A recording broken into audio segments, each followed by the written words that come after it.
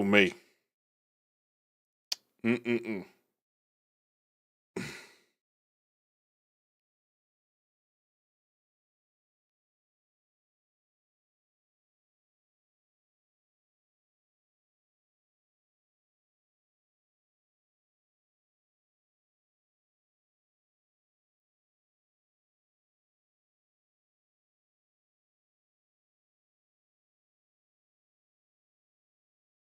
All right, cool. We're live. I didn't even realize.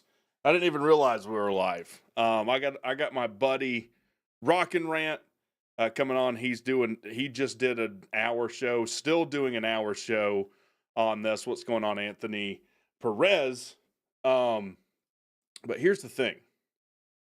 Um, it's not good. It's not good. Just to bury the plot, I guess, as they say. I do think. Well, this is what people are saying. Is it the death of the ACC? No, and that it will still exist. Is it the death of the ACC being a Power 4 conference? Probably. 90%, yeah, probably. And I'm unwell over this. Like like I said in my video today, like I think Georgia Tech is going to be okay at the end of the day. But I mean, damn it, everything, I'm an old guy. Everything that makes college football great to me is slowly eroding, going the way of the dodo. I'm not even so sure conferences will not just go away in the future, and we'll just have this two-sided super league. But like the history of your conference, the history of rivalries, like there was a guy on College Football Mafia, and like I don't dislike the guy, but this ultra, and please, this isn't to make this a political thing, but this hyper capitalistic way of looking at everything, like dividing people into milk givers and milk suckers, is not in the best interest of the fan. I can tell you that. So like, okay, well, everyone has to pull their weight evenly. Well, there's only so many games to watch. There's only so much money to go around. There's going to be parity in that no matter what you do. So just to kind of recap my understanding, and this is the reason that I'm bringing Rock and Rant on, because admittedly, I'm a college football fan. I'm not a damn financial expert or marketing expert or I don't know what all the things. A legal expert. I'm none of that. I'm a college football fan. That's what I am. And you know what's not being talked about in any of this right now? And there's a ton of Florida State fans saying, yep, we told you we were going to get out of this. And look, I get it. Yeah, they have every right to gloat right now. But no one's talking about wins or losses. As we keep going forward, people are talking more about their brand, their TV ratings,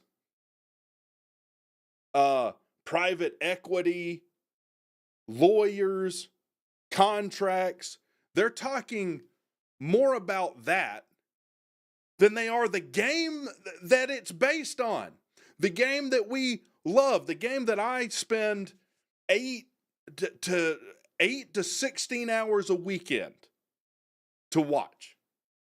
That's kind of going to the side. It's like, oh, well, we had a Nielsen rating of this. It's not clear to me. Everyone seems to think that they have this very crystal clear idea of a lot of how this is going to go down and what it's going to mean. It's not clear to me that this is going to equate to wins for you. In other words, is money the solution to every problem a team has? People are talking about, oh, well, hell, they can't be competitive in the ACC. Can't be competitive. Let's go ahead and bring our boy on. Let me switch screens here. Rock and Rant, thank you so much for coming on. I've been ranting the whole time since I've come on. But guys, if you don't know who Rock and Rant is, he's a Miami fan. And if I bring on a Miami fan and call him a friend, you know he's a good dude. Because, you know, that's a great setup. I take it. I appreciate it. It's kind of like these SEC people. Like, I don't understand being a fan of a conference in that way. I hate all the other ACC teams. You know, screw them. But I do like you. So, look, I said in a video today, I'm not super educated on a lot of this because I'm a college football fan, not a financial expert and all this other horse shit. But right. Could you tell the people what I can't because I'm ignorant? Well, I will try to say it and not completely botch it. And obviously, my background is sort of facetious because I don't really know that the ACC is really dead today, as some people like to say. But I think it might be dead in its current form and changing and evolving. It's devolving. Today, it's devolving. It's evolving. It's like kind of batshit crazy. It's definitely. I mean, I was excited for spring practice. I don't know if you guys started this week, but of course, business seems to take over a lot of it. But yeah. Without duplicating and cut me off if I like go on a rant of my own, trying to explain it simply. But news broke this morning that that the terms of what was rumored about possible Clemson and Georgia, Florida State, excuse me, settling with the ACC post ESPN re-upping the deal, post news last week of possible private equity deals in the Big 12. And I think the thing everyone knew was coming, right? So the news shouldn't have been a surprise. I think the surprise was in the reported terms that first came out from, I think maybe from Pete Thamel on ESPN, later backed up by Ross Dellinger and a whole slew of reporters that basically said, as part of the settlement, so not dropping the suits, just the settlement, there is a semantics difference there, that any school in the ACC after the 2029-2030 season could essentially leave for $100 million or maybe slightly under, in concert with the details coming out of the new, I think it's called the brand deal aspect of the ACC deal. So there's already the success initiative where get into the playoffs, win a game, get into a better bowl game, you get to keep a lot more of your money, which you guys are familiar with, at least in theory. And basically it said that the TV deal, the brand equity portion of the deal, would be 40% of the media rights that we all get from the ESPN deal would stay the same through the schools that are already participating with it. Basically the more recent members, not including SMU, Cal, and Stanford, but that the other 60% would basically be allocated on some formula related to TV ratings.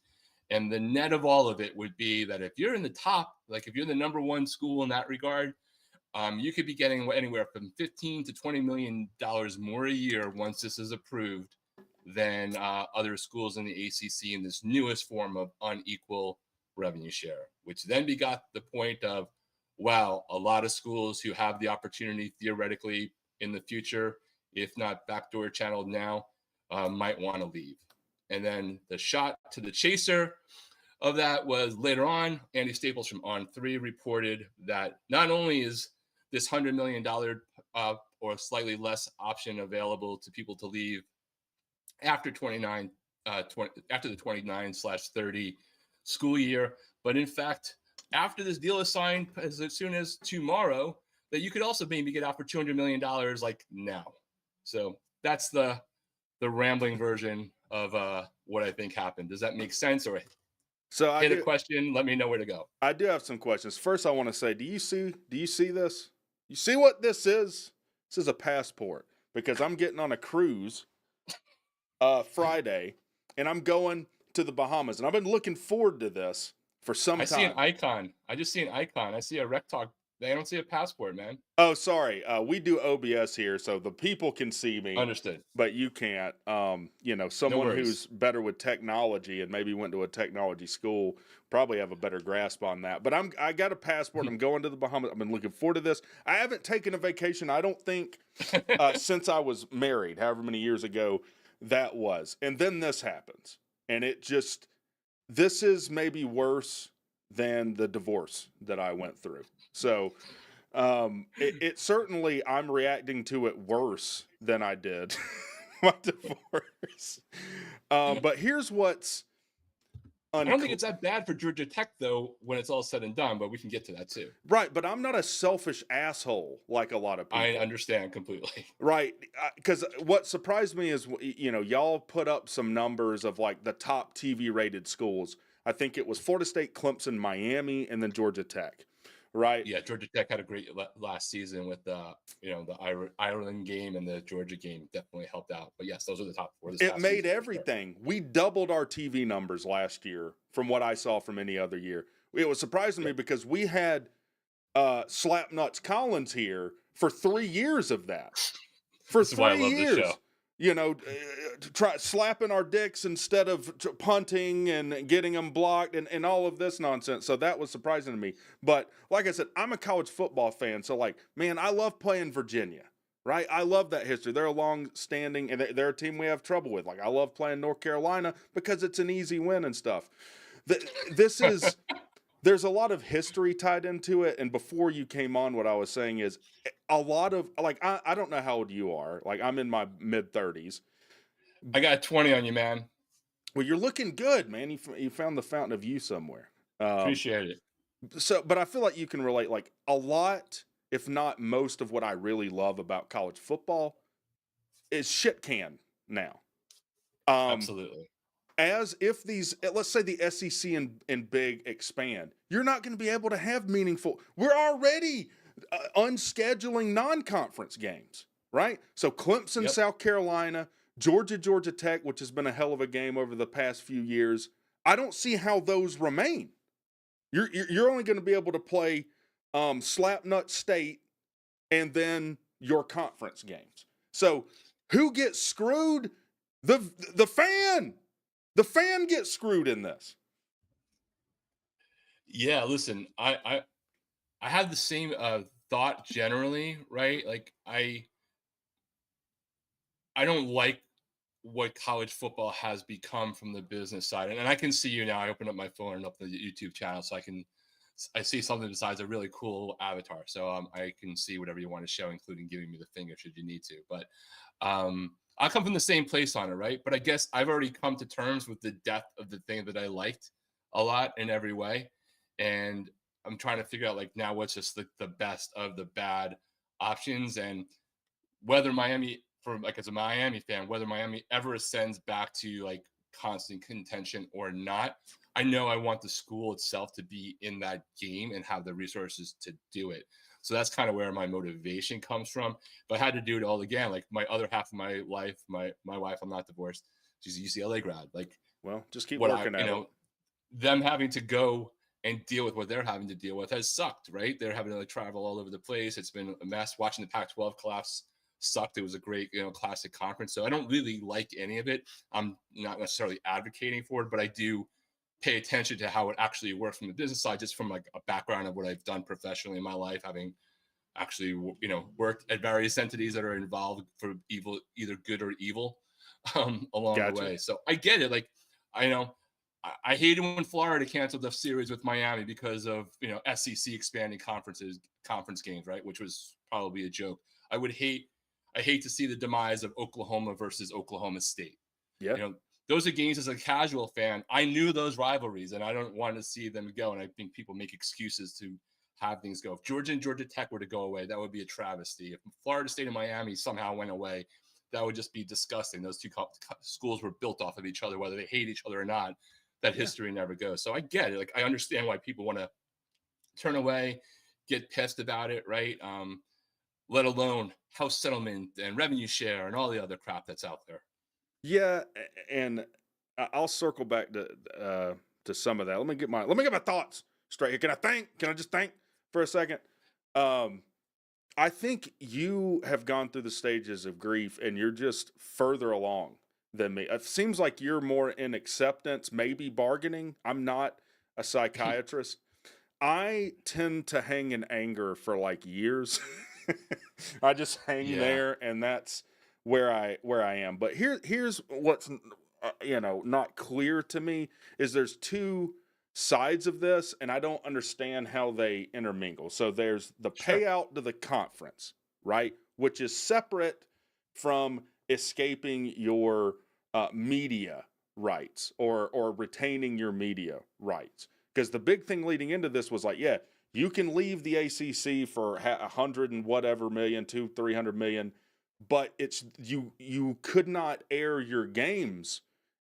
Right. Like the ACC owned the rights to all your home games. So how did that change in this? Because reading that article, it's not clear to me. They did say Yeah. they boiled it down to one number, but I don't know how that includes your media rights.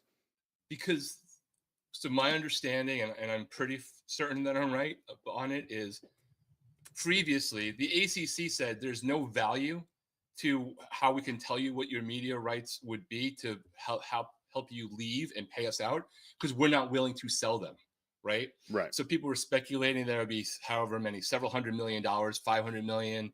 They would combine that with the exit fee, which is probably a little bit ridiculous because maybe the ACC needed to really look at how they were operating. But like that aside, that's where that came from. And I think from what it seems clear is they basically said, all right, listen, you got us over a barrel. We can talk about whether they did or didn't and why they might have. I think it's clearer than it seems, than it might seem on first pass. And the negotiation basically said, here's a number. We told you before we couldn't give you a number because we weren't willing to be a seller. Now we're going to actually just say, here's the number.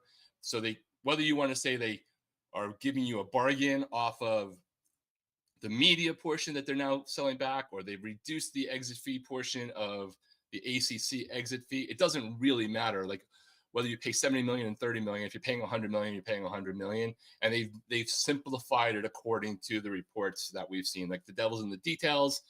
Both Clemson and Florida State, I think, have public hearings tomorrow as public entities to review this. These deals are on their agenda, so they might be streaming. If not, the news will come out. But that's essentially what it is like, hey, give or take somewhere around $100 million, end of 2029, 2030 school year. If you want to say you're out, you can pay $100 million if the reports are accurate. And it's one number. It doesn't matter what the other two are. Okay. That's kind of where it sits. That's like taxes and title included when you're at the car dealership. That's the It's taxes like, and title. you go into StubHub, it's your all-in pricing. So, obviously this is the first I've got to. We talked in some chat a little bit, but my thing when I first heard this is why the hell would the ACC do this? Because it is the death of them as a Power Four conference. I'm fairly certain. Like as soon as FSU and Clemson can get out, they will. And then other teams will follow. So why did the ACC basically give them? I don't know if the number's accurate, but 80% of what they wanted. Yeah, I think that you're in a hand grenade zone of being close, right? Probably. Yeah. And I think it's probably kind of simple if you just backwards the things we know. Like even if you're not, I wish I could be like the best analysis for like cover two. I know it, but you don't want to hire me as your DC. Right. But this stuff I sort of have paid attention to just because I dealt with IP rights and stuff like that in my life. And if you think back to the question, will ESPN extend the deal with their opt-in, opt-out, whatever you want to look at it? ESPN opt-out, everybody, ACC said, we also have an opt-in. I mean, a look-in, whatever it was. Like Jim Phillips, we could talk about another portion of this conversation. What we're hearing today isn't like, hey, ESPN had no idea that a settlement talk was going to be part of it and that a framework was probably there, whether it was like 120 million versus 80 million or 100, they knew. So if you're like Wake Forest, just to use them as an example, because if you want to say, and I'm not using an example to diminish the school or the program because I'm not doing that whatsoever, but in terms of like the value from a media brand perspective in football, they're currently, as it sits, one of the lower ones, right? Yep. And talking about SMU and Stanford and Cal is a whole other different conversation in terms of media deals because of where they stand and how they came into the conference. Your choices are basically get stability in your conference so that ESPN re-ups the deal through 2036 that has money theoretically flowing through 2036 that gets you into the 50 millions. Now we can talk about whether that would stick if all these guys leave. Right. But or ESPN's like, you guys don't have your crap together. Your family's like a total disruption. We're opting out. Good luck. Go on the open market because if they opt out, right, then you probably could have like complete dissolution of the ACC conference. You might have enough members willing to say, we're out. There's no obligation for exit fees. So that's like a logical way for me to think of, like, if you're a Wake Forest, it's like you're going to get shot or you're going to get stabbed. Like either way is kind of bad, but at least you have a deal with ESPN through 2036 to bring some revenue in. The things we don't really know is, okay, if you're Wake Forest, as an example, and Florida State and Georgia Tech, right, and Clemson are all getting more money from TV ratings over a rolling 5 years because that's what would happen right now. Can we between pause for a second? Yeah, Because you're talking about to my and correct me if I'm wrong. Their input was not given here, though, right? This was just Florida State, Clemson, and the ACC as far as the decision being made. I mean, maybe they on the side asked some of these other teams. I don't know. How did that work? well, I mean, the all of the ACC members have to vote to approve this, right? So, I wasn't aware of and that. Okay. yeah, like they're gonna have to approve this settlement. I believe, if I'm not mistaken, and someone can throw it up in your chat and say they've heard differently, but this is a material deal that impacts revenue, including possibly having members lose a portion of their media value every year. So this is going to be subject to the an ACC board vote, right? Which is basically the president's. But I don't think we're getting to this point of a settlement without you having an idea that the ACC presidents are going to approve this. Okay, so I think the simplest way to put this is, why did they do this? Why would teams like Wake agree to this? Because they don't have a choice. They Right. flat out They have a don't. choice. They could have said no. Maybe ESPN then says, no, we're not re-upping you because we don't know what you guys are going to be. Right. And then the ACC, whoever that is out in the open market having to shop for a new media deal, potentially with ESPN, but maybe at a lower rate if they don't have the certainty that brands like North Carolina, Miami, Clemson, Florida State, Georgia Tech are staying. And then you may be getting a lot less in the market versus what you might forego in this unequal revenue sharing on the media deal. And that's, of course, assuming, and we don't know, like we've heard that ESPN just extended the deal as currently written, which would mean getting $50 million a year on average at certain points later in the deal. But for all we know, there's like a second thing that if you lose these schools, yes, you can backfill with a Tulsa, a Memphis, but if you lose a certain amount of the brands, there's a decrease into the revenue. Like that hasn't been reported. It's not like out of the question. Like we don't know. But either way, they're probably in a better position than if the ACC like completely blew up with ESPN not opting in and going out to try to figure out what your media rights deal is in a world where you have the Mountain West and Pac-2 plus 4 or 5, as it were, trying to figure out how much money they're going to get in the future. It's some degree of stability while still being in a pretty unstable conference. Yeah. So you have the choice. It's kind of like the mafia boss holding a gun to your head and saying, "Give me your money." You have the choice not to, but you're not. You're done if you don't agree. It's ugly. It Yeah. could be really ugly for sure. Man. So, I mean, it's crazy. Do you think? Here's something I haven't heard talked about. Is the first shot of this, as far as a team leaving, fired by a team that's not Clemson or FSU? In other words, you have someone that gathers some money together and says, "I'm going to get out. I'm going to get out on the first boat leaving." I think that it's entirely possible that could happen. I think if we find out for sure one way or the other whether this Andy Staples report that you could start to get out now for like around 200 million, and you figure between now and 2030 you're going down a little bit each time, if that's actually true, then I think it's interesting. Like, if you may recall or may not, because you're not you weren't paying as much attention to it, Colorado got a better deal than Arizona State, and Utah to come to the Big 12 because they were the first mover. So does somebody like Louisville, as an example, that would probably be pretty high on a Big 12 target list, but maybe isn't, likely to see a potential theoretical bid from the SEC or Big Ten? Do they do exactly what you're talking about? Are they the Colorado of this scenario? Like, I think that's question. Like, nobody wants to be the 21st seed on a 20-seat boat. No, is Miami that school? I think Miami could get into the Big Ten. Do they just short circuit this? You know, Yeah, and listen, I think it's possible. I think you saw that wild card out there of like what does the downstream of the ACC deal, whatever it really is, and what reports are 100% accurate or a little bit off, like what does that do to Notre Dame, right? Does that fundamentally change the game for what Notre Dame wants to do going forward? I don't know. I can't speak for the Irish, and I wouldn't want to. yeah, Um, I mean, I'd like to slap them around a little bit, but other than that, not so much, because they're probably the biggest reason for the downfall of the ACC. But that's more ACC self-initiated by letting them do that to them. you In mean my piss down opinion, their throats during COVID?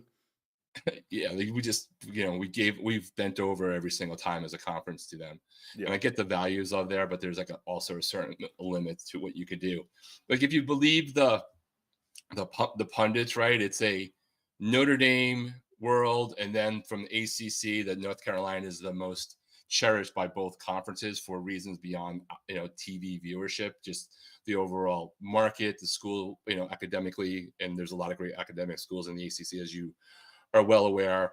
The Jordan connection, blah blah blah. The state adding a new state to both conference territories, right? Which the SEC would do. So if those are the two, then you could theoretically say they're the linchpins. But who knows what Notre Dame will or won't do, because they still might be able to figure out a way to maneuver their independence, even with the diminished ACC losing Florida State, Clemson, Miami, who they're now been promised more games with.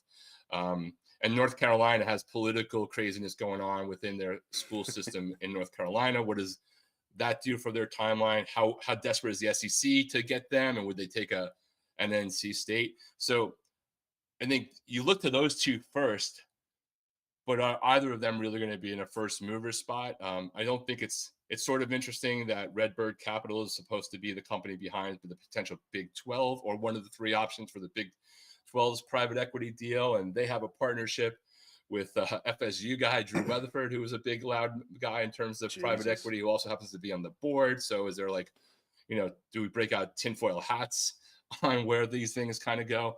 I think ultimately, if there's a $200 million exit possibility, and the Big Ten or SEC should decided to offer somebody a bid, because they can have those conversations, I think 4 or 5 schools would probably pay the $200 million and have the ability to do it, and would probably think of it as an investment in their future.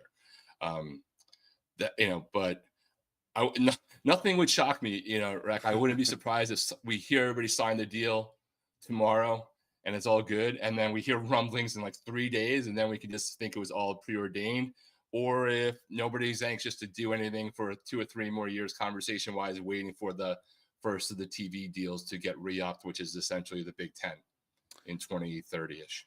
Yeah, so there's two things. One, you're hearing this term. I kind of put this into your chat on College Football Mafia. People are throwing around private equity, and I get, what is this, Redfin Capital? Redbird Capital is Redbird. rumored to be one of like 3 private equity firms that presented options to the Big 12 last week. You might have heard about a $1 billion potential cash infusion. It's probably more private capital than equity. Like, nobody's losing their indoor practice facility if they default on something, because they're public institutions for the most part. Yeah, and here's the thing.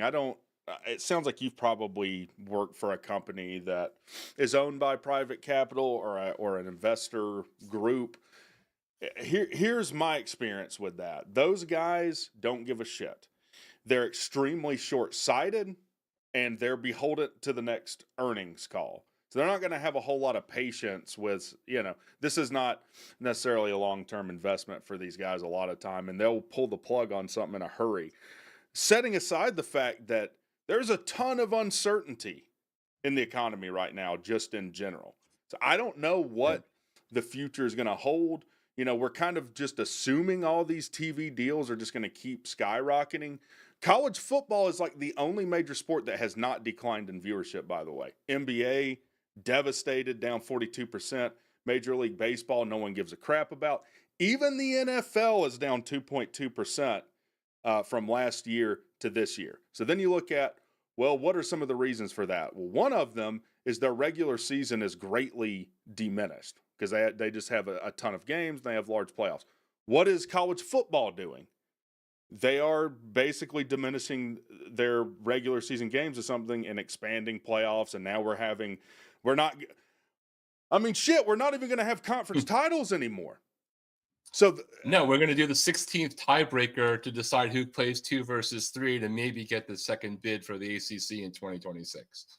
Right. So all I'm saying is at some point, and it might be nearer in the future than people think, this stuff might start running the other way. And if you're heavily backed by some private equity thing, I'm talking about a school individually, because that's what people are talking Right. about. Don't worry about it. Private equity is going to get them, blah, blah, blah, blah, blah. I don't know that that's the best thing for you in the future. Just with the way I know markets can flip on a dime.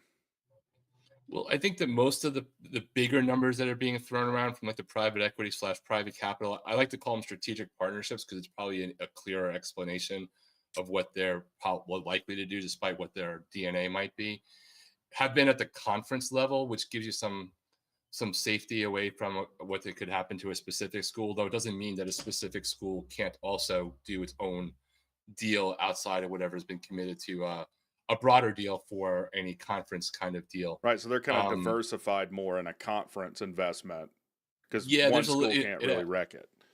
It adds some stuff. It gets around some of the issues in terms of like public and private schools. If you're in the Big 12, it helps maybe with some issues with like a BYU where there's a religious school factor and what they're willing to do. Look, is it possible that there's going to be some down, the TV rights deals won't keep going? Yes, it's possible, but there's only been one that has been a down deal that I can recall, and it was when NBC did this weird deal. Then NHL did some weird deal back in the later 2000s where they basically like wiped themselves off of TV before they made a comeback, and that caused their rights to go down. But that was based off of a possible revenue share. Even if you take the NBA, and I know what the TV ratings are down, but they also just signed a massive global deal, right?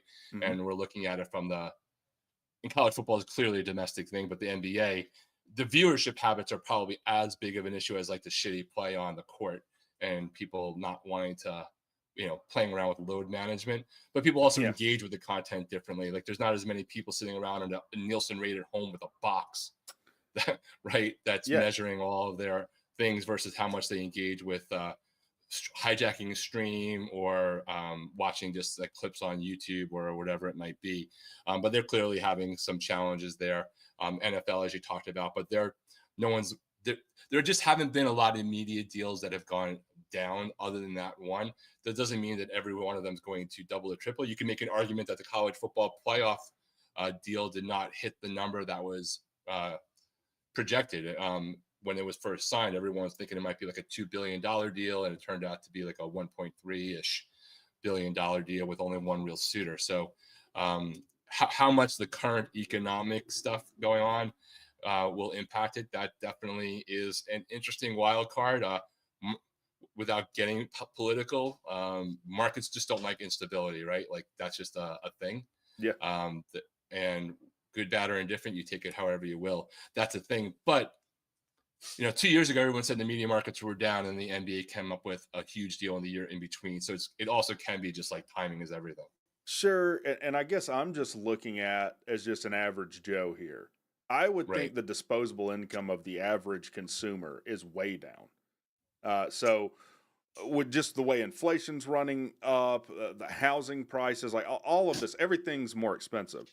And it's not like you can consume college football, or let's just put it in sports in general, on one platform, because now it's like the streaming wars thing, South Park episode. You got to, I got to get the ACC network, and I got to get ESPN Plus, and you're going to have to choose, and there's only so many viewers. So I guess my thought is, if you did hit a recession at some point, people might You might have viewership go down, but also the wild card for me in my genius financial analysis is how much of this viewership is propped up by sports betting, which is exploding right now. Because like if you're a casual fan but you're betting, you're going to watch games you wouldn't normally watch if you're betting on them. Yeah, absolutely. It's definitely propped up by it. But like, if we're being just basic, right? Like in the US at least, it's the NFL and college football.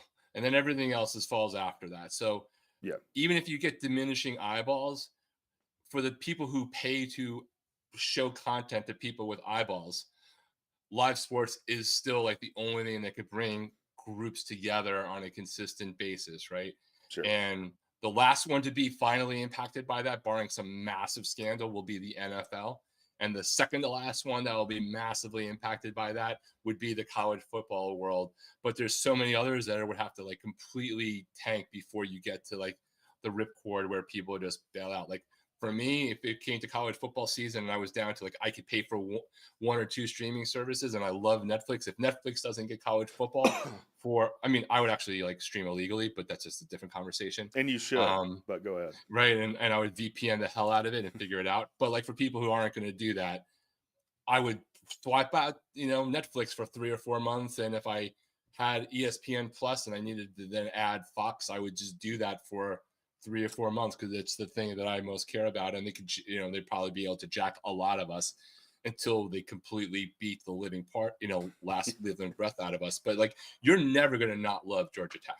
But I'm not Right? the Like, average fan either, and neither are you. I mean, who else gets on a right. show? The casuals are the issue, right? For sure. But there is like an 80-20 rule too. And a lot of that revenue comes from like the psychos. And not just like True. the psychos plus the medium psychos, right? There's a lot of medium psychos too. They might not watch our show. They might not watch you and engage with YouTube, but they are tuning in for the most part, like 7 out of 12 games a year, except for when you're playing Mercer, Alabama. Man, this really is like what I hate in the video game industry. I don't know, how up to date you are on that, but you've heard of like whales, like let the whales eat and milking, farming the whales. It and whatnot. is. It's totally. That's what they do to us. Yeah, whether it's gaming or a movie that won the Academy Award last night, the whales exist in a couple of different industries. For sure. So I'm very confused about North Carolina, to pivot a little bit. I don't respect North Carolina on any level. They must have some massive political machine over there, though, because they cheated for a decade across all sports, and nothing happened. Meanwhile, Missouri self-reports like a tutoring incident, and they get scholarship reduction, postseason ban, I think, for a year. So they definitely have something. I don't understand the appeal for North Carolina. Oh, they've got the Jordan brand. You know what that does for them financially? Jack all shit is what that Jordan brand does for them. I was shocked to hear their basketball team, which is either them or Duke, is the premier college basketball brand, loses money. Is I think currently considered the number one brand in college basketball. Right. And then I look at their football program, and nationally, I don't see them being a brand. Are they? I mean, what they were halfway down the list on TV ratings, right? Which tells me they can't. Oh, they were actually this past year. They were one of the worst schools in the entire ACC. Well, that's what you get for hiring Collins as your DC, I guess. But yeah, that's why I'm saying I don't understand what. There must be, like you're saying, some appeal that I'm just not privy to. It's adding, and for them, for both the Big Ten and the SEC, right? It is like, let's talk about it pre-Bill Belichick, because most of this conversation was pre-Bill Belichick, right? Right. It was about adding a new state to either conference and a growing state in a place where some of the school where they need new students to want to come in. And there's 3 or 4 of the, it's one of the 3 or 4 most growing population states. And so there's that appeal to it, based in a fairly affluent triangle there of, Raleigh, Durham, Chapel Hill. Yeah. Not that it's all rich, I'm not saying that, but it's like relatively an affluent marketplace. Sure. With an academic profile that adds, like if you're in the Big Ten and you add your whole academic consortium kind of thing, it adds value there. I think that's where it's the confluence of things. And in a world where the media deals are often said to be like 80% college football, 75% college football, 15-20% college basketball. They so over index in college basketball that it like evens out for their moment, for their time when they've had some down rankings. They're not necessarily always down in the ratings relative for the ACC, but this past year they were. Now, who knows what's going to happen with Belichick, right? And then they just got, since all the NFL teams chose not to be the New York Giants of this year and chose not to do offseason hard knocks, it's now North Carolina. We'll see whether Bill Belichick brings that. I mean, that in of itself is going to make more interest for them. Belichick on the sidelines. I don't know if he has like the Dion effect. And I also don't know whether you want to figure out who you want to marry for the next 15 to 20 years over who your current coach is. Though that seems to be, it's made a lot of impact for Colorado, right? With Dion, like doing, that's a good point. Like, I do think they'll be, this might be their best TV ratings year probably of the past decade. Yeah. And then, I mean, almost invariably, right? I mean, they're getting just the Monday night game that they're getting on Labor Day, right, alone will probably lift their rankings because it'll be the only game in town on week 1. For sure. But then if your conference looking to get them, like, that's an anomalous data point. So then you kind of have to sort out, again, kind of what you were saying. Well, what is the long-term draw, I guess? Well, again, like the rumors, the reporting was, right, that before that even happened, they were still Notre Dame, and then the clear number 2, according to the pundits and reporters, right, was North Carolina for all the reasons, good, bad, or worse. It's interesting, and before you came on, I was talking about this. Usually the off season is a time to relax. You can relax your anus. You're not, you don't need to be worried. Totally. And now, it's this incredibly stressful time. And we're talking, we're all lawyers and we're all media experts and all of this. And then what you don't hear talked about is winning. It's like tangentially associated with this. What I'm saying is, I don't think all of these, like a lot of these teams look at like, oh, if we get in the Big Ten or SEC, that is the solution to all our problems. And I just don't think that's the case. And I think North Carolina is a prime example of that. You throw North Carolina in the SEC, I think they're going to struggle to make a playoff for some time. So yeah, you're rich, you're getting all the money, but who gives a shit if you're not winning? But the flip side for that is North Carolina hasn't really, other than a brief period of time in Mac Brown's first iteration, right? They weren't really on the national. Hey, they could win a national title zone anyway, right? They'd be in a very strong basketball conference when the ACC has somehow botched that prime position that the conference had forever, right? Essentially. So, if you think of it in those terms, like they might be publicly saying they're trying to compete at that level, and they clearly have invested in Bill Belichick and support staff around him, but ultimately they're probably just thinking a few other chess pieces down the road when it's all said and done. Whereas, if you're Florida State, if you're Clemson, I just leave Miami aside so it's not coming from like a biased perspective. Like, whether no matter what, that those schools really do intend to try to. Their goal is not necessarily to win ACC championships, right? Their goal is to try to win national titles. They're setting that. So being in a place where you're not automatically starting $25 to $30 million away from the people that are also trying to do that, like, that makes sense. And I understand that. I don't know if it necessarily solves North Carolina's issues, but I think it probably fits their aspirations. You have to just think of it from the terms of how far does things have to have gotten broken in like the sport or in the ACC, right? Like, we can admit the ACC has not done everything right. Certain teams have not done everything right. Like, Miami is a failing to the ACC, never delivering on the promise of bringing them in from the beginning. Like, I can own my school's like inability to do anything right and to piss me off for 20 years. Sure. Jim Phillips is a big part of this problem. Jim Phillips is a major part of this problem. His predecessor is a larger part of the problem, right? Because he's the one who saddled us with the deal. But even last week, Jim Phillips commented, and like, while I appreciate the comment, right? He's like, he was essentially doing, we're here to be stewards of the game and protectors, and the history is looking at you. And I totally get that and appreciate it on one time, but the fight's actually gone. You already lost this, bro. And those comments are not really necessarily helping Georgia Tech get where it needs to go. Like, where were you? Like, Florida State, whatever I think about you as my rival, I can agree that Jim Phillips did not do a good job defending Florida State, not during this lawsuit, but during the playoff fiasco, right? Like what he tried to do this past year to lobby for Miami, Clemson, SMU, he was nowhere near that the previous year, right? Like a year too late, Yeah. and cast the die. So, if you're North Carolina and you're at the point where you're thinking about leaving a conference that basically kowtowed to you, like you're the emperor of it, good, Yes. which has driven people like you probably batshit longer than it has me, because your school has always been part of it since you were alive. Yeah. That just kind of goes to show what's going on now. Whether North Carolina can maneuver whichever way they want, even if they're wanted within their school system and their, issues that they're having within the state system at large, not just within their campus, who the hell knows when it's all said and done.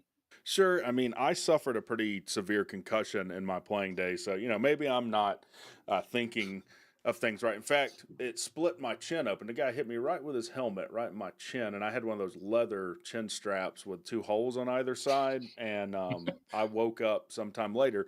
But I guess I'm looking at, I get the grass is always greener, but kind of like you said, what are you trading for that money?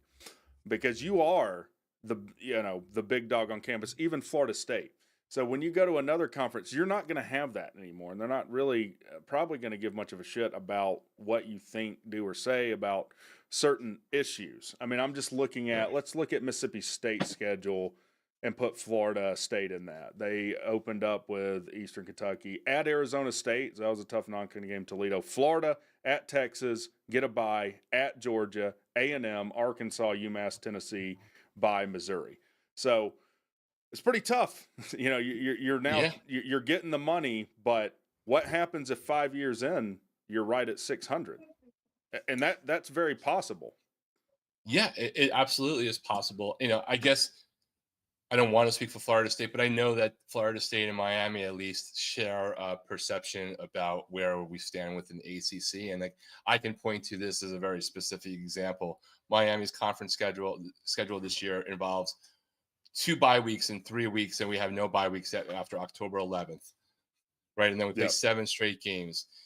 A real conference, and like whether Miami will deliver on the field or not, like that, who the hell knows, right? On paper, though, Miami's one of the likely 2 or 3 teams that will be the most projected to be a contender for the ACC title, right? Like I think that's a fair assessment of others saying it.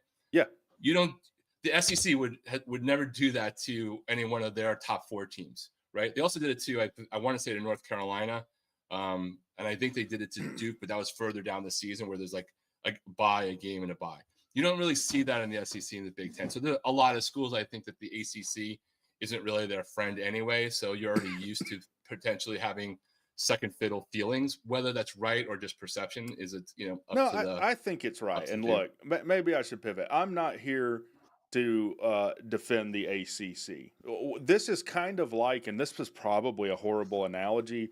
During World War II, France had a larger army than Germany when that started, and they got freaking steamrolled. And by the time they figured out what was going on, their leadership had fled to the United States, and it was over for them. That is, to me, exactly how the ACC handled this. The ACC could have been in the position that the Big 12 is in right now. Think about what is happening to the ACC happened to the Big 12. They lost Texas and they lost Oklahoma, and they were proactive instead of reactive. So I would say, can you imagine the world like 10, 15 years ago, I want to say, is when there was a theoretical chance to get Texas into the ACC. And we blew it. Or you could have pulled Utah and BYU and Colorado, and you could have done that, and you were probably in better freaking position to do it. Those conversations happen in the ACC for whatever reason. Arrogance, not individual school arrogance. Like I don't know what happened, but those conversations are widely reported when before those schools went to the Big 12, that there was a chance to get some of the schools like a Utah as an example. Yeah, I mean it's just sickening. So this is really of the ACC's own making. Rainbow Dong with Zach Jones has a question for you, and I know you've talked about this ad infinitum, so I apologize. But he says what are your top 5 ACC teams that could go to one of the Power 2? I guess is what we'll call them now. For me, the power two, not putting Notre Dame into the mix. And this is just some of it's based off of who the brand is, and some of it is like who the brand could be and their relationship. So, to me, it's Florida State, Clemson, Miami, North Carolina, um, and then, and I think it's a Georgia Tech Stanford conversation. I think it's totally dependent upon Notre Dame, and it's that's just kind of where I think it is. Like you could see Stanford, I guess, didn't get into the Big Ten when they had a chance, but if Notre Dame were to go, you could easily see them trying to bring Stanford along, like they brought him into the ACC. I think the other schools are just the most rumored. I think if you break it down to a conference level, I think it's more likely, personally. Um, I wouldn't be surprised if Georgia Tech has a better chance of getting into the Big Ten than Clemson. I actually pretty sure that they do. Florida State, I think it depends. Like there's rumblings that they have a lot of work to do. That Georgia Tech brings a major city into the South, a whole other state. It has AAU already, right? Things that are important to the Big Ten. So I think it ultimately depends upon a couple of the, which dominoes fall first. And ultimately it's like, what is the count, right? For the Big Ten and the SEC. Like we're all conjecture zone right now. Is the SEC only going to go to 18? Are they never going to go to anything? I don't really buy that. I don't think that circumstances like really lean that, no matter what Greg Sankey says. Like I think he's a jerk, but I think I would love it if he was my commissioner, right? Sure. So there's jealousy mixed in with my just despising him. But if Big Ten goes to 24, I think Georgia Tech is going there, right? Like if it goes to 22, I think Georgia Tech is going there. Yeah. Because I think certain other schools are going to the SEC. And also, I think the media partners are really going to decide. Like we can have the conjecture of everything, but if the conversation doesn't really start, if it doesn't start now and it starts in 2 years, and Georgia Tech does what happened last year and built the year before, and this coach, who I think is pretty freaking awesome from afar, continues to do, and the investment that what you guys are doing, Colorado wasn't the most important thing in the Big 12 4 years ago. No one gave a crap about Colorado. Correct. They were horrible in football for the previous 20 years, despite being in a pretty awesome location. Yeah. So I also think it depends on when does the clock start and who's doing right. One of the things that Miami has had is that even though we sucked for 20 years, essentially, like we were 7-5 school, we didn't have any back-to-back losing seasons, and the worst that Miami did TV audience-wise, like the floor was always like 1.25 to 1.5, right? As soon as there was a good year, it goes above 2.5 or something like that. Georgia Tech takes what happened last year, besides just the pure freaking pleasure of what you did to Florida State on opening weekend, which was like the best dunking game in the history of shared college football in a social media era, at least for me. Yeah. If you guys keep building on that, you're already in. You're in Atlanta. Like I lived in Atlanta. I freaking love that place, and have a history, and you're investing in the program, right? And you have the academics behind it. Like there's a lot of reasons. Like the Big Ten is probably going to make decisions completely different than the SEC does. Yes, it's going to be about the money a school brings to their deal, but they are going to value other things more because they're like the last vestige of holding on to like the academic alliance that they have and what that means. And that might have even been the reason why Stanford didn't get in, because they weren't willing to like play nice in that ball, in that sandlot there, because they have such a dramatically huge thing on their own. But even things at Stanford are changing, right? You're bringing in Andrew Luck to try to be the GM there. They have an AD changing over. Maybe they're finally getting serious about their non-Olympic sports again, like they had like 15 years ago. Like 15 years ago, if you heard that the Pac-12 was imploding, nobody would have thought that Stanford would be left having to go to the ACC versus joining UCLA and USC to the Big Ten, right? Some things are like obvious. Notre Dame is obvious no matter what we think of them. Other things are like timing is everything, and what you're doing to improve your value, your program, and what things you're willing to give in on can certainly help, right?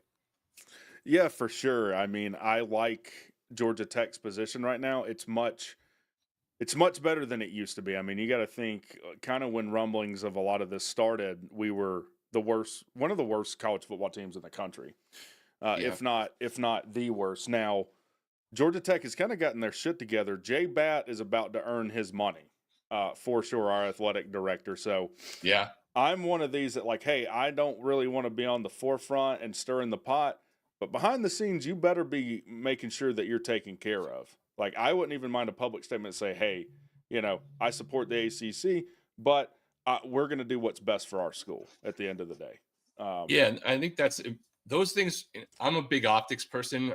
I personally have hated a lot of Miami ADs like pacifist statements that were proud members. Like I know it's political speak, and I know it doesn't really mean anything at the end. And I don't know whether the settlement and not suing was like a wise strategic decision that benefited you at the end, or just dumb luck. Yeah. But I do think making statements, do think positioning, and like if I was in the Georgia Tech AD suit, I would really want to know what the if this deal gets signed tomorrow and there's a clock. If he doesn't already know what it would take to get to the Big Ten, I would want to find out first party, because you probably can get away with it knowing a clock. Their lawyers would probably allow you to have that conversation. I'd want to know right away, because if you don't feel comfortable about that, then you might want to be the one making the conversation with the Big 12 first, right? Yeah. I see Georgia Tech as a Big Ten school personally. Like if they weren't in the ACC, it's just like my brand image of who Georgia Tech is. It makes all the sense in the world. I mean, even aside know, from the academics, John Heisman, like you've got all this history, which seems a little bit important to them. But yeah. I mean, I would love personally, from the ACC as it is, the schools I would love to be somewhere in the future with. Not that it's going to happen, but at least at a minimum, then at least have the games continue. Especially now that Paul Johnson's not your coach, because those games like were tormenting just to even watch, regardless of Miami was winning. But yeah, 3 yards at a time. Schools that I care about in the ACC, like that feel like they were rivals for me at some point in the past, right? Or like it's obviously Florida State. But I don't think that game goes away even if Miami and Florida State split conferences, because if they went to the SEC, Florida just become their in-conference game and Miami would be their out-of-conference rivalry state, just swapping positions. But it's Virginia Tech, Georgia Tech, and Florida State. Like those are the three that I have the most interest in playing on a recurring basis. Like this forced Miami plays Pitt at the end of the year thing means literally nothing to me. I don't care about being in the Big East or not. Right. So that's kind of where like I hope it winds up. There's a natural rivalry with those. Like I don't think those 4 schools are going to the same conference, but I do think it's possible 3 of them could. I would like, as critical as I've been of Miami in the past, I would like to end up in the Big Ten with Miami. I think that makes a lot of sense. It feels right. Like as a fan, I feel like I gotta have some kind of victory, some small victories in this. You want schools that you don't like that's what rivalries are, man. Like there's someone like you respect and they're just tradition. Like as a Miami fan, I don't want to completely give up not playing like Florida A&M, right? Because I want to see their damn band and I want to make sure that program lives, right? As a thing. And there's probably a school, but not like 3 schools like Alabama plays in that zone, including like a Mercer. But I don't mind. Like I want schools that like don't like us, because then the game's better. But like it doesn't mean I still can't have a beer with somebody like you, even though we'd probably be cursing at each other during the game. It would be rough. I'm kind of a different animal during the games. Hell, sure. as you've I didn't seen. really assume that you might be like a gentle lily sitting in the middle of the stadium downtown. Well, I also will just say wild and bizarre things. I get into a lot of bargaining during the bargaining. It's coming back. We've gone full circle to your status. You're gonna see all the stages of grief in one show here. But we're coming up on the top of the hour. I know you've been talking about this stuff for a long time. So tell the people where they can find you, what you got coming up, what you got going on, and what you'd like to promote. Yeah, for sure. I appreciate it. One, like I do watch your show, as you know, and I've watched some of the live streams. So I appreciate the opportunity. Actually, I jump onto one of your shows. It's been great having you as a guest. I work with a couple of different channels. I'm on a show called Miami Flow at Miami Flow on YouTube, where it's a Miami Hurricanes channel. The show I happen to do with Flo, if you've never seen Flo, he's a really smart guy. He's a great guy and he knows his football down straight and really knows the recruiting and NIL landscape because he has like the relationships there. But that show that we do on Thursday nights is, for the most part, just national football. It's like headlines. Like, yes, there's a little bit of a Miami view filter there, but for the most part, it's not really Miami focused. It's the one show on that channel it's not. And then I collaborate with the guys at CFB Mafia channel which has a bunch of shows throughout the week. Some of them are specific to a conference, but they're more also just a lot of the stuff that RecTalk hates talking about. Like they Yeah. I became in contact with them and then wound up joining one of their shows on Sunday nights because of my interest in what was going on with realignment. The YouTube algorithm led me to them after watching the blue and gold dude who used to be the West Virginia guy. Golden Blue dude. Yeah, well, I've Golden Blue met him. dude, Yeah. before he passed on, rest in peace. But like he was like the guy because his algorithm fed into everything. He probably YouTube optimized the shit out of more than anyone I know. So Dude. no matter what fan you were, eventually he was in your feed. But that was he how my broke rabbit ground. hole. He did every iteration of conference realignment. Yeah. And then he had a source that was a swimming magazine one time for his conference realignment. Yeah, I miss him, man. Unbelievable. I got to meet him at the first Lob Olympics I went to. I hate it, but yeah, he was a pioneer in YouTube. He really was. And he just like, I'm going to put all this stuff in. And before ChatGPT was ChatGPT, he came out with every version that could happen and he made a video for it. And damn if I didn't watch half of them, right? Even if it was about like Mercer's going to the Big Ten. Like I was like, wow, what the hell could happen to make Mercer go to the Big Ten? They beat Alabama last year. All right, I get it now. So, but yeah, so that's where you can find me. And I'm also on X on the same handle that I have on the screen if you want to troll me. All right. To wrap up the show, I want your two things. Top 5 ACC quarterbacks, and other than Florida State, what fan base you hate the most annoying fan base? This is a hard one. I'm going to answer the second one first because it's a hard one. Because Miami plays Notre Dame and Florida State in the whole year. I actually do not despise Florida State more than I hate Florida and Notre Dame fans. Wow. Okay. It may just because of like my origin story, because so much of what Miami is watching Florida State fans suffer from wide lefts and wide rights, even though they definitely have given it back to us. It's take out the last year or two of the, some of the stuff we've seen as part of all this lawsuit. I would put myself historically more in the begrudging and respect category because I so despise the Gators and Notre Dame fans. Like I was there during Catholic and convicts, and personally, I didn't really like a school that had more people getting arrested than my school, calling my school convicts. So that's where the hatred comes from. Yeah. But those are the two. Quarterback wise, like I don't even know, man. Like I think Miami's got one with Carson back. I think you guys are in good shape. Whether the Tulane transfer to Duke becomes the guy, I'm not really sure. Isn't Van Dyke at SMU? Van Dyke is at SMU, but he's still recovering. I think he's a backup for SMU's quarterback. I don't know if he's getting a red shirt that after SMU's guy potentially graduates, that Van Dyke could have like his super senior double COVID year to come back, or if he'll be healthy enough to be the true backup. But I put SMU's quarterback in there. I'm not a big believer on the wonderful transfer that Florida State thinks that they got from Boston College. Castawoo, the fumble machine. Not really feeling that one. And and Clemson. But I think the top of the list is Klubnik at Clemson. For sure, he'll be on Heisman list. I'm sure. He will definitely be on Heisman list for sure. Like and I actually have Clemson in my way too early CFP. I have him number 1 overall, ahead of like Texas and Ohio State, purely because of him. Like I believe Texas will do great with Arch Manning, but both, and he's had some game experience, but both Ohio State and Texas are essentially breaking in young quarterbacks. So Klubnik to me is like why I have them 1. Plus they have to play an ACC schedule, not necessarily what the SEC and Big Ten is, and they miss Miami. So I think that they're in a really great shape. I don't know if you guys are playing Clemson this year in the game week 3. So hopefully you guys can do damage. If you can do damage, that can be a massive springboard for Georgia Tech for the rest of the year. Yeah, we haven't beat him since Deshaun Watson's freshman year, and that's probably only because he got hurt in the first quarter of that game. It was in 2015. But yeah, I mean, look, Josh Pate had them over us in the ACC title. And look, anyone that appears to be happier than me or more successful, I can't abide that. So I totally trashed him in a video and moved on.